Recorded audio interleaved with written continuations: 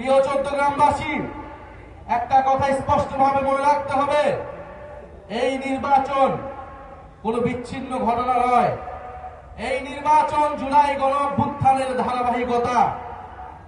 জুলাই গণঅভ্যুত্থানের মধ্য দিয়েই, হাজারো শহীদের রক্তের মধ্য দিয়েই আমরা আজকে নির্বাচন করে গণতন্ত্রের দিকে যাওয়ার আকাঙ্ক্ষা করতে পারছি।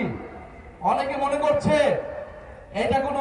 এটা একটা বিচ্ছিন্ন ঘটনা, এটা একটা সাধারণ নির্বাচন, এটা গত 16 বছর তাদের লড়াইয়ের ফসল। যারা এটা মনে করছে তারা ভুল ভাবছে, তারা গণঅভ্যুত্থানকে অস্বীকার করার চেষ্টা করছে। জুলাই গণঅভ্যুত্থান হয়েছিল ফ্যাসিবাদ এবং আধিপত্যবাদকে মোকাবেলা করে এক নতুন ইনসাফ ভিত্তিক বাংলাদেশ প্রতিষ্ঠার লক্ষ্যে।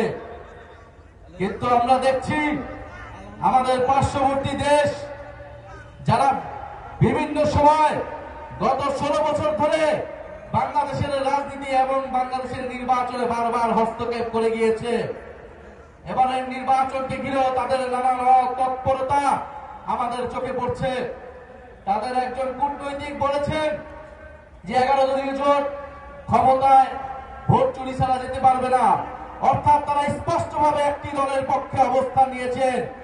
গত 16 বছর ধরে তারা ফ্যাসিবাদের পক্ষে অবস্থান নিয়েছেন। আমাদের ভাই শরীফ ওসমান হাদি সে ভারতীয় আধিপত্যবাদের বিরুদ্ধে লড়াই করে শহীদ হয়েছেন।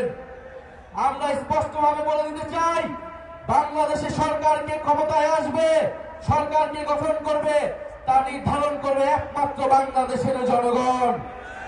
যদি কোনো আধিপত্যবাদী শক্তি চেষ্টা করে এই সরকার, এই নির্বাচনকে তারা হস্তক্ষেপ করার চেষ্টা করে, তাদের বিরুদ্ধেও বাংলাদেশের জনগণ দাঁড়াবে।